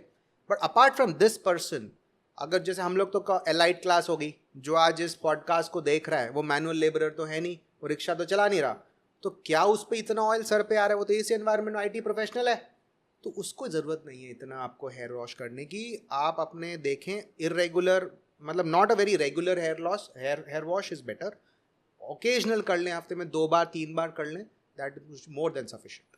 सर डैंड्रफ से कैसे बचाएं अपने बालों को? बिल्कुल, dandruff is a big problem, yes I accept और दैट। दूसरा मेरा क्वेश्चन इसी में ऐड कर रहा हूँ सर कि क्या हेड एंड शोल्डर सही में आपका डैंड्रफ दूर करता है? हम भी जब हम डर्मेटोलॉजिस्ट नहीं थे तो हमें भी एक ही शैम्पू आता था। जब MBBS डॉक्टर थे, अंकल एंड आंटी तो पूछते ही थे, बच्चे बता दे एंटी डैंड्रफ शैम्पू। अब उनको क्या पता, हमें नहीं पता क्योंकि हम MBBS थे, स्पेशलिस्ट तो थे नहीं, तो हम भी बोल देते लगा ले भाई हेड एंड। तो कहते बच्चे फ़र्क नहीं पड़ा। तो you have to know dandruff is a fungal infection. आप उसको सिर्फ एक पपड़ी ना माने, सिकरी ना माने, इट्स एक्चुअली अ फंगस. और वो फंगस आपके स्कैल्प पे ग्रो कर रहा है. तो ये टेंडेंसी होती है और ये डिजीज़ लंबा चलता है. इसको हम डिजीज़ कहते हैं. और इससे हम ये बोलते हैं कि स्पेसिफिक एंटी फंगल शैम्पूज हमारे जो डॉक्टर रिकमेंडेड होते हैं, इसमें हम दवाइयाँ भी देते हैं, हम लगाने की दवाइयाँ भी देते हैं, शैम्पूज भी देते हैं. सो सिर्फ हेड एंड शोल्डर लगा के बहुत माइल्ड डैंड्रफ हो तो शायद फ़र्क पड़ जाए. लेकिन कोई भी एंटी डैंड्रफ शैम्पू, आपको एक एक्स्ट्रा इन्फॉर्मेशन देता हूँ, कम से कम 3 मिनट का कॉन्टैक्ट टाइम चाहिए. लोग आजकल बहुत जल्दी में लगाया शैम्पू निकल गए, फिर कहते हैं एंटी डैंड्रफ काम नहीं करता. 3 मिनट मिनिमम रखना होता है, तब वो एक्चुअली काम करना शुरू करता है. नहीं तो काम ये एक्चुअली बहुत अच्छी बात है, बहुत अच्छी बात बताई है, ये मुझे भी नहीं पता था. मैं भी शायद ऐसे ही करता हूँ कि बाल लगाए मतलब कि मैक्सिमम 30 सेकेंड्स में भी, and then you simply rinse it off. Yes. तो ये काफ़ी लोग हमसे कहते हैं कि दवाई काम नहीं कर रही. काम दवाई कर रही है, तरीका आपका गलत है. और सर शैम्पू और कंडीशनर में मेडिकली क्या फ़र्क आता है? देखो, कंडीशनर एक तरह का modified version of hair oil है. ओके. वो कंडीशनर है, वो एक तरह का, मैं बोलता हूँ, हेयर का मॉइस्चराइजर है. तो वो आपके हेयर को एक सटीक क्यूटिकल जिसको हम कहते हैं कवरिंग, उसको बरकरार रहता है, वो रखता है. शैम्पू इज़ फॉर क्लीनिंग, वो आपके क्यूटिकल को नहीं ठीक कर रहा. तो दोनों के अलग अलग फंक्शन है. यूजली शैम्पू के बाद हम कंडीशनर डू रिकमेंड करते हैं फॉर द हेयर, और जो शैम्पू होता है वो स्कैल्प के लिए होता है. दोनों के एरियाज अलग हैं. और वो आप कंडीशनर फिर आप छोड़ दीजिए. That then helps you in taking conditioning of the hair, and then बहुत ज़्यादा हेयर ऑयल की ज़रूरत पड़ती भी नहीं है आपको. तो आपके हिसाब से सबसे बेस्ट ब्रांड कौन सा होगा शैम्पू का? मतलब नॉन स्पॉन्सर्ड पॉडकास्ट है ऑफ कोर्स. मतलब एज अ वो कहते हैं ना कि दैट 9 में से 10 डर्मेटोलॉजिस्ट इसको रिकमेंड करते हैं. एक्चुअली क्या होता है, 9 में से 10 डर्मेटोलॉजिस्ट वाली बात जो तो आप होती है, 10वें मतलब आप क्या रिकमेंड करते हो? तो ये हम मानते हैं कि हमारे पास जो लोग शैम्पू हमसे पूछते हैं, तो मेरा तो यही जवाब होता है कि यूजली अगर आप शैम्पूइंग अगर बहुत एग्जॉटिक शैम्पू पे जा रहे हो तो आप गलत जा रहे हो. तो जो सादे शैम्पू होते हैं, जो मेडिकल वाले, जो हम तो एक एक्सगेन शैम्पू मैं काफ़ी कॉमनली लिखता हूँ, जो एक सिप्ला कंपनी का है, या एक माइल्डी शैम्पू हम लिखते हैं काफ़ी. That's a good shampoo that is use. Otherwise जो आपका जो नॉर्मल पर्पज शैम्पू है, आपने डव शैम्पू यूज़ कर लिया या और कोई यूज़ कर लिया, usually none of these shampoos really are, all of them are really established products, and they are not really going to have any problem. My biggest problem is, आप बोलो कि भाई इस वहाँ पे ना कोई मेरे को अच्छा सा आयुर्वेदिक शैम्पू मिल गया, उसमें ना नेचुरल इंग्रेडिएंट्स हैं, और आज के नाम में natural, organic, no added preservatives, ये सब चीज़ों के नाम पे ना बहुत कुछ बोगस काम हुआ जा रहा है. तो हमारी प्रॉब्लम नॉर्मल शैम्पू से है ही नहीं. हमारी शैम्पू प्रॉब्लम ये है कि तुमने बोला ये तो ना बड़ा एग्जॉटिक सा शैम्पू है, ये तो इसकी रिव्यू बहुत अच्छे आ रहे हैं, तो रिव्यू से नहीं खरीदना होता. आपको अपने डर्मेटोलॉजिस्ट के पास जाएं, सादा शैम्पू है बोल लें, that is more than sufficient. Don't go for gimmicks. Sir आजकल इंडिया में एक सिंपल सा रूल आ गया सर, किसी भी चीज़ के आगे ऑर्गेनिक लगा दो बस, और यहाँ उसके 2 जीरो बढ़ा दो. बस. बेस्ट एवर कॉम्बिनेशन चल रहा है अभी. बिल्कुल. और मैंने ये भी बहुत रियली देखा है, जितने भी ऑर्गेनिक के होते हैं ना सैशे या जो, वो ग्रीन कलर में बनते हैं, क्योंकि green is for nature, organic. Green is for organic, green gives you peace. तो हमने ये देखा है, जैसे अगर ऑरेंज जूस है, उस वो कलर ही ऑरेंज होगा उस पैकेट का. ऑर्गेनिक है, नेचुरल है, तो उसका यूजुअली ग्रीन कलर होता है. अगर आपने खादी के भी कुछ खरीद लिया, ग्रीन कलर की डाई मिलती है, जबकि आपको लगा ये तो खादी है, उसके पीछे देखो तो वही केमिकल है जो नॉर्मल हेयर डाइज में है. एक बंदा आया था मेरे पास कि हेयर डाई लगाई, एलर्जी हो गई. आके बोला ये कैसे हो सकता है, आप गलत बोल रहे हो, ये तो खादी का प्रोडक्ट है. मैंने बोला दिखा, पीछे पड़ा तूने? हाँ पीछे पड़ा था, वो मैंने बस पीछे प्राइस देखा बस. तो इंडिया ना, जो इंडियन बंदा है जो पीछे फ्लिप करता है, सिर्फ एक्सपायरी डेट के लिए करता है और प्राइस के लिए करता है. लेबल तो आदमी पढ़ता नहीं है. लेबल में मैंने उसको दिखाया कि वही प्रोडक्ट था जो नॉर्मल केमिकल हेयर डाई में था. तो मैं ये कहता हूँ, हम जागरूक नहीं हैं. तो हम अगर जागरूक बन जाएं तो हम रियली बहुत बेटर डिसीजन ले पाएंगे. True sir. आई थिंक ये पॉडकास्ट सुन के काफ़ी लोगों को आई एम श्योर सच्चाई पता चलेगी कि कैसे मार्केट और रियल प्रोडक्ट के अंदर कितना ज़्यादा डिफरेंस चल रहा है. तो सर मेडिकली कहा जाता है कि there are 2 major drugs which actually help you get back your hair, minoxidil और फिनेस्ट्रेट. तो जो पहला कि सर क्या ये बात सच है, इनको लगा के क्या बाल वापस आ सकते हैं? Yes, they definitely help. हमें ये पता है कि दोनों medicine, minoxidil and finasteride, work wonders. हमारी प्रॉब्लम इंडिया में ये है कि आजकल लोग ज़्यादा गूगल पे चले गए हैं, तो इसको हम गूगल पीडिया बोलते हैं, विकीपीडिया भी नहीं बोलते. तो गूगल डॉक्टर जो हो गए हैं, वो मिनॉक्सिडिल लेने में हिचकिचाते नहीं हैं, क्योंकि वो तो लगाने वाली बात है। फिनास्ट्राइड में बहुत दिक्कत करते हैं। हम जब प्रिस्क्राइब करते हैं, हमें पता कि हम इतने साल से स्टडी करके आपको प्रिस्क्राइब कर रहे हैं, वो बोलते हैं डॉक्टर साहब ये गोली तो खानी नहीं है भैया, हमें ये क्यों नहीं खानी? ये डॉक्टर साहब समझ लो भाई, समझ लो, बता दो तुम क्या किस बात से डर रहे हो। तो क्या कि इंडिया में इस बात को ना डिस्कस करा जाता, ना पेरेंट्स मानना भी नहीं चाहते कि बच्चा कुछ करने लायक भी है। तो वो कहते हैं कि बच्चे देखो कुछ गलत नहीं होना चाहिए, बाद में जाके इसकी शादी करनी है। तो हम समझ जाते हैं क्या पूछना चाह रही है मैडम। तो हम ये कहते हैं कि भाई क्या ये पूछना चाहते हो कि स्पर्म खत्म हो जाएंगे, नहीं हो जाएंगे? तो हम कहते हैं भाई नहीं होंगे। नहीं, गूगल पे तो लिखा है इनफर्टिलिटी हो जाएगी, ये हो जाएगी, फिर इरेक्शन में इशू आएगा या स्पर्म इशूज़ आ जाएंगे, इशू आ जाएगा, बताओ ये सही है कि नहीं। हम कितना भी उनको कन्विंस कर लें कि it's a relatively safe drug, लेकिन वो नहीं मानना चाहते। तो क्योंकि वो डरते हैं, जैसे लोग स्टेरॉइड से डरते हैं जबकि बहुत अच्छी दवाई है। तो हम ये कहते हैं कि भाई डॉक्टर की सुपरविजन में लो, it's a very good drug. तो कहते हैं कितने लोगों को साइड इफेक्ट होता है? मे बी हम कह सकते हैं 100 में से 1-2 को हो सकता है, लेकिन 98 को तो होता नहीं है। तो लेकिन जो 2 को हो गया, it's like a plane crash, कि ये प्लेन तो क्रैश हो गया, तो वो न्यूज़ में आता है जो क्रैश हो गया। स्टेरॉइड तो सर वर्ड ही हमेशा गलत तरीके से यूज होता है, बिल्कुल, because of gym goers. Yes, वो स्टेरॉइड को मानते ही मतलब क्या कहेंगे, राक्षस ड्रग मानते हैं कि सर स्टेरॉइड ले रखे हैं without even understanding what steroid actually means. Yes, बिल्कुल सही बात कह रहे हो। और कोविड से और लोगों में गुमराह हो गए लोग, क्योंकि उनके डॉक्टर ने स्टेरॉइड दे दिए। एक मेरे पास कल पेशेंट आया था, स्टेरॉइड उसको मिले स्टेरॉइड 4 साल पहले, तो उसको आज हेडेक हुआ थोड़े दिन पहले, कुछ स्किन की प्रॉब्लम हुई। डॉक्टर साहब वो जो 4 साल पहले उन्होंने हैवी स्टेरॉइड दे दिए मेरे को, उससे देखो मुझे आज दिक्कत हो रही है। मैंने बोला तुमको हैवी कितने दिन दिए गए? ये 5 दिन दिए गए। कहते वो जो दिए गए ना उससे तुम आज यहाँ पे हो, नहीं तो तुम चल बसते। तो कहते नहीं लेकिन स्टेरॉइड तो बहुत है। तो लोगों में बहुत मिथ है। तो सेम थिंग फिनास्टाइड में बहुत मिथ है। तो मैं चाहूँगा कि फिनास्टाइड को आप ना कहें। अगर आपको इंडिकेटेड है तो इससे बेटर दवाई आपके डर्मेटोलॉजिस्ट आपको नहीं लिख सकते। उनका हाथ ना रोकें। आप उनके पेन को पकड़ रहे हो और वो पेन नहीं चला पाते, फिर आपका हेयर लॉस होता है, फिर आप बोलते हो यार क्या करें, फिर ट्रांसप्लांट तक बात आ जाती है। तो फिनास्टाइड से बिल्कुल ना डरें। मिनॉक्सिडिल भी बहुत अच्छी दवाई है। और दोनों के बारे में एक बात बोलना चाहूँगा, मिनॉक्सिडिल फिनास्टाइड दोनों एक बार अगर आपने शुरू करी होती है तो बहुत दिनों तक लेनी पड़ती है। लोगों को लगता है बताओ कितने दिन लेनी है। हम बोलते हैं इसका क्या मतलब है, जब तक बाल चाहिए तब तक लो। तो इंडिया में बोलते हैं अच्छा इसका मतलब मैरिज तक ले लेते हैं। तो बोलते चलो ठीक है, ये भी ठीक है, आपकी इंडियन मॉडिफिकेशन ऑफ गाइडलाइन हो जाती है ये, लेकिन जब तक लोगे तभी तक फ़र्क पड़ेगा। जब आप बंद करोगे आपका हेयर लॉस फिर शुरू हो जाता है। तो ये कोई हम टाइमलाइन नहीं देते, हम बोलते हैं आप लेते रहो, it's safe for long term use. तो लोग जो मानते नहीं हैं फिर हम उसको क्या समझाते हैं, मैं तो एक तरह से समझाता हूँ। मैं बोलता हूँ मैं भी ले रहा हूँ। तो कहते हैं डॉक्टर साहब सच में आप भी ले रहे हो? मैं बोलता हाँ मैं भी ले रहा हूँ, सब कुछ ठीक है? सब कुछ ठीक है।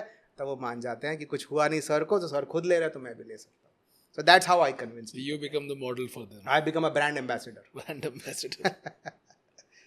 तो सर अर्ली एक और मेजर क्वेश्चन है sir, I think every youth is now going through it, वो है sir early age hair whitening. Yes. अब सर इसका क्या हो सकता है, रीजन क्या है और हो क्या सकता है?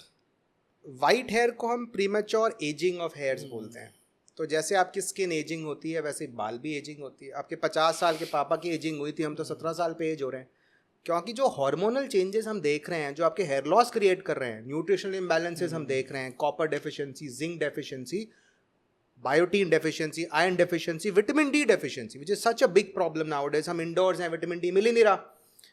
अब ये होता है धीरे धीरे ये बहुत सारे बाल वाइट आपके होने लग जाते हैं। काफ़ी बार हम ये देखते हैं कि रीज़न पता भी नहीं लगता, जिसको मीडियोपैथिक बोलते हैं। We don't know why the hair is becoming whiter.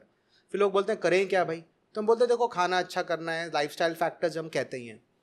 फिर हम काफ़ी बार को कह देते हैं कि बस 2-3 बाल वाइट है तो खींच दो।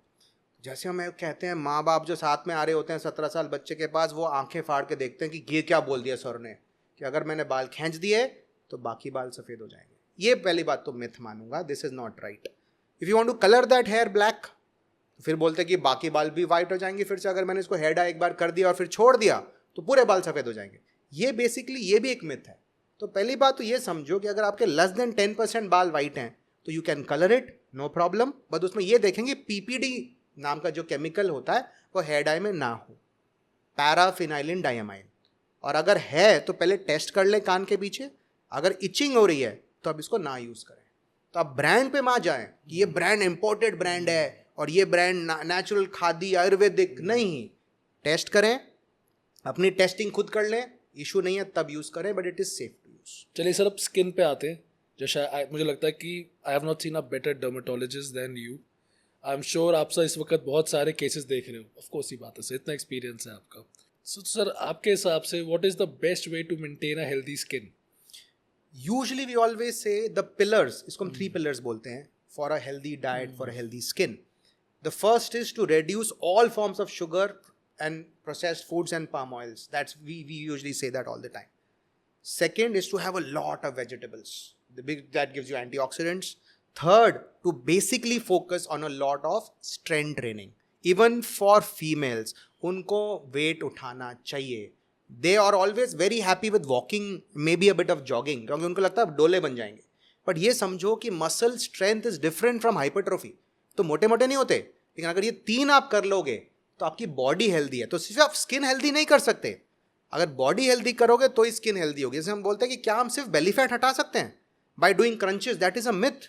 सिर्फ आप स्पॉट रिडक्शन नहीं कर सकते आपके फैट का, आपकी पूरी बॉडी का फैट कम होगा तब आपके एब्स दिखेंगे. So don't look at only skin, look at the body. And skin is a mirror of health, क्योंकि अंदर ठीक करोगे तो बाहर भी ठीक. सो तो आपके हिसाब से सर, आपने इतना देखा, इतने सारे प्रोडक्ट्स हैं मार्केट के अंदर, what are the 5 most essential skin care products that a person should use right now? Yes, तो स्किन केयर रूटीन समझा देता हूँ. मॉर्निंग में सबसे पहले क्लेंजर यूज करें, जो पीएच बैलेंस सनस्क्रीन होता है क्लेंजर 5.5 का, आप देख भी सकते हो, बॉटल पे लिखा भी होता है. That's called cleansing. दूसरा, उसके बाद आप आएंगे मॉइस्चराइजिंग, जो ऑयली स्किन को भी चाहिए होता है. Use a good quality moisturiser, urea based है, whites of paraffin, liquid paraffin, oat meal होता है. मॉइस्चराइज यूज करें. Third step is use a good quality sunscreen. आपको ये समझाते हैं, ये 3 स्टेप आपने कर दिए, मेरी गारंटी है आप 2 साल में गोरे हो जाओगे. आपको फेयरनेस क्रीम की जरूरत ही नहीं है. This is more than enough. और ऐड करना चाहो थोड़ा टोनिंग कर लो. That become the 4 step process of maintaining skin health. कोई आपको एक्सोटिक सीरम्स की जरूरत नहीं है. This is enough. सर, एक बात कही जाती है कि गर्मियों में स्विमिंग पूल में नहीं जाना दोपहर में, बहुत काले हो जाते हैं. इसका क्या रेलेवेंस है? ये बहुत इंपॉर्टेंट क्वेश्चन है. जब मैं जाता था पानी में तो मम्मी बोलती थी क्लोरीन से आप काले हो गए. हाँ, ये मिथ है. Chlorine has no relation to blackness. होता क्या है कि जब आप आउटडोर स्विमिंग पूल्स में होते हो, सन जो होता है आपकी स्किन पे हिट कर रहा होता है, तो आप काले उससे भी हो गए. लेकिन जो वाटर होता है दैट्स अ रिफ्लेक्टेंट ऑफ सन, तो आपको डबल हिट हो गई धूप से. अच्छा. तो दो एक्सपोजर हो रहे हैं, जो पानी से आया और जो डायरेक्ट आया. और सनस्क्रीन तो किसी ने लगानी नहीं है जब पानी के अंदर होते हो. तो आप एक तो प्रोटेक्टेड नहीं हो और आपका डबल एक्सपोजर है. तो it is not about chlorine, it is about outdoor pools. Sir, actually आपने, I believe it's a very age old myth. मैं कहूँगा आज तो आपने फैक्ट बता ही दिया है कि एक्चुअली बात तो ठीक ही है कि अगर डबल आप पे लग रहा है तो आप जेन्युइनली में काले हो रहे हो. सो गाइस, पूल में मत जाइए दोपहर के अंदर. It's going to get you more tanned. I think काला वर्ड कहना ही गलत है. बिल्कुल. The word right is tanned. Very sorry for that. Sir, आजकल मैं काफ़ी देख रहा हूँ कि छोटे बच्चों के मुंह पे, नेल्स पे, लिप्स पे वाइट पैचेस बन जाते हैं. काफ़ी कॉमन हो रखा है. यस. विटिलिगो कहते हैं इसको. तो सर, इसके बारे में आपका क्या कहना है? एक चीज़ ना हम आपको बताते हैं कि जब बच्चों में वाइट पैच हो जाते हैं तो हमारी इतने पेशेंट हैं, माएँ रोने लगती हैं घर में ही कि भाई सुबह तक भी रुका नहीं जा रहा, क्योंकि सफ़ेद, क्योंकि एक ही इंडियन मदर को पता होता है कि सफ़ेद पैच मतलब विटिलिगो या लूकोडर्मा. आपको ये बता देते हैं कि the commonest cause of white patch in children is not vitiligo. एक छोटा वाइट पैच आता है जो विटिलिगो बिल्कुल नहीं होता. आप कैसे आइडेंटिफाई कर सकते हो? वो दूध की तरह सफ़ेद नहीं होता, वो क्रीम कलर का होता है, थोड़ा ऑफ वाइट होता है. तो आप एक तो पहले निश्चिंत हो जाओ, it is not a white patch of vitiligo. तो ये क्यों होता है? लोग बोलते हैं कैल्शियम डेफिशिएंसी होगी, बी कॉम्प्लेक्स डेफिशिएंसी, कीड़े हो गए पेट में. ऐसा कुछ नहीं है. It's a sign of allergy. Body के अंदर एलर्जी होती है तो ये वाइट पैच हो जाते हैं. ये अपने आप भी समय के साथ ठीक हो जाते हैं. There is nothing to worry. We always give a cream for this, उससे भी ये ठीक हो जाता है. There is nothing to worry in a white patch of this, जो बच्चों में पाया जाता है.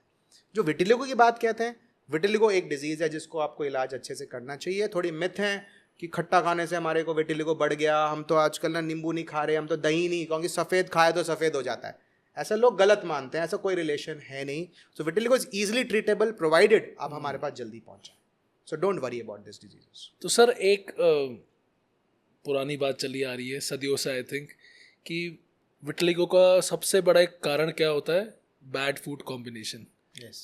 जिसको कहा जाता है कि अगर आपने मछली और दूध साथ में खा लिया तो आपके बहुत हाई चांसेस है कि आपको विटलिगो हो सकता है। बिल्कुल।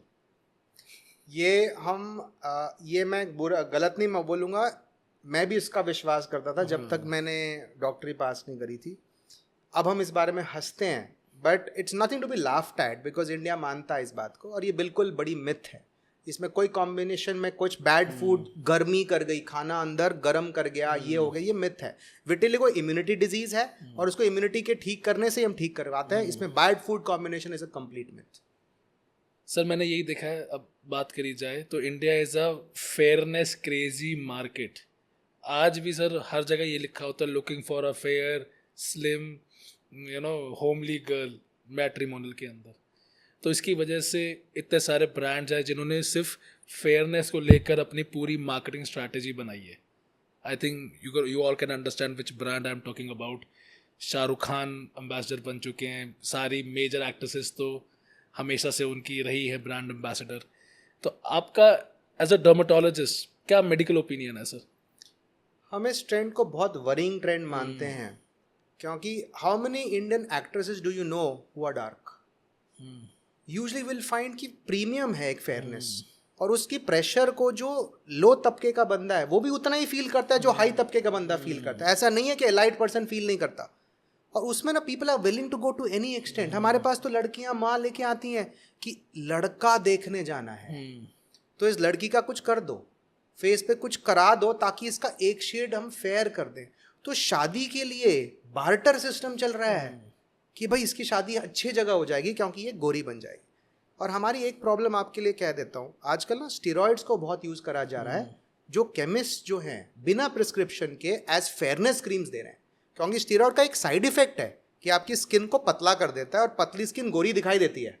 तो आप 1-2 हफ्ते में ही 2 शेड फेयर दिखने लग जाओगे, तो दूसरे कंप्लीमेंट कर जाते हैं। लेकिन पंगा क्या होता है, जैसे ही आपने वो ट्यूब बंद करी आप पहले से भी ज़्यादा काले हो जाओगे या डार्क हो जाओगे, तो आप डिपेंडेंट हो जाओगे कि आप छोड़ ही नहीं पाओगे। सो ये जो ट्रेंड चला है, and I feel the healthiest fairness cream is a sunscreen. उसी पर हो, टाइम लगता है, 2 दिन में कुछ नहीं होता, 1-2 साल यूज़ करो, मेरी गारंटी है आप गोरे हो जाओगे। और वो चाहते भी हो तो जाओगे इन अ हेल्दी वे।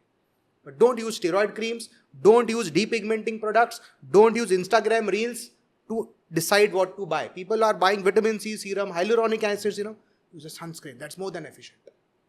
और ऐसी कोई क्रीम ना लगाए जो आपको कह दे कि हम आपको 7 दिन में गोरा कर देंगे और आपका जॉब इंटरव्यू क्लियर हो जाएगा। मुझे आज तक समझ नहीं आया कि फेयर होते ही जॉब इंटरव्यू कैसे क्लियर होता है। एक फेयरनेस क्रीम में तो एक शेड गार्ड भी था कि डे 1 पे ये शेड है, 7वें में मैच कर लो। हाँ, उसने बिल्कुल आपको पता नहीं वो उसने इतना ज़्यादा गोरा कैसे कर दिया।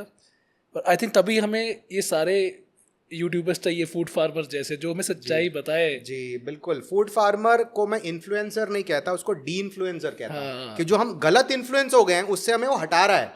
सो this is my open offer to food influencer and food farmer, sorry, that what you're doing is so great, and we can, whatever I can do to help you, and we are very very happy with what you do.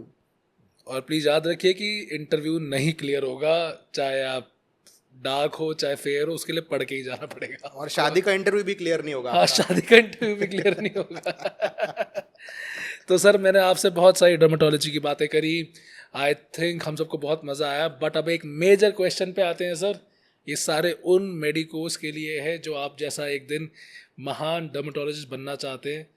तो ये बात उनको शायद थोड़ी motivate भी करेगी, शायद उनको नॉलेजेबल ही बनाएगी कि सर एक डर्मेटोलॉजिस्ट इंडिया में कितना कमा लेता है। डर्मेटोलॉजी में हम ये मान सकते हैं कि जैसे आप क्लियर करते हो, सो आप 1-1.5 लाख रुपए तो एज अ नॉर्मल ड्यूटी वाली जो जॉब होती है उसमें तो आप कमा ही लेते हो। उसके बाद जैसे आप ब्रांच आउट करते हो, मेरी आपकी सजेशन रहेगी at least for 3 years after MD you should learn more skills. Don't get into practice immediately, कुछ ना कुछ सीखें। 3 साल के बाद बैठें प्राइवेट प्रैक्टिस में या जो भी आप करना चाहते हैं। उसके बाद जब आपकी जो एक इनकम रफ एस्टिमेट माने, कोई एवरेज ही कह सकते हैं, it's not difficult at all to earn between 3 to 5 lakhs for an average dermatologist. अब अगर एवरेज भी हम देखें, it's not bad at all. फिर आप बोलो आप प्रीमियम डर्मेटोलॉजी पर्सन बन गए हो, आपकी प्रैक्टिस 7-8 साल की हो गई, देन हम इजीली 10 to 15 लाख के रेंज में, there is no problem, without any effort हम कहते हैं कि भाई टेंशन के बिना आप इतना कमा सकते हो। कोई मेडिकल नेग्लिजेंस तो आनी ही क्या है तुम्हारे को, तुम्हारा कोई पेशेंट मरना नहीं है, तुम्हारा कोई पेशेंट आराम से आता रहेगा, तुम्हारे पास क्रॉनिक डिजीजेज हैं तो कोई दिक्कत नहीं आती। और मैं ये जनरली मानता हूँ कि Tier 1 सिटीज़ में डर्मेटोलॉजिस्ट का बहुत स्कोप है, क्योंकि वहाँ पे डिमांड ज़्यादा है, प्रोसीजर ज़्यादा हैं, तो Tier 1 में there is definitely a better scope for dermatology as compared to Tier 3 cities for example, जहाँ पे डिमांड ही इतनी नहीं होगी जहाँ पे हम Tier 1 की बात हम करते हैं। So guys we finally come to the end of a podcast, but जैसे कि आप लोग जानते हैं हम ऐसे तो एंड करेंगे नहीं। So we are going to play a simple game of myth and fact with the legendary dermatologist hair.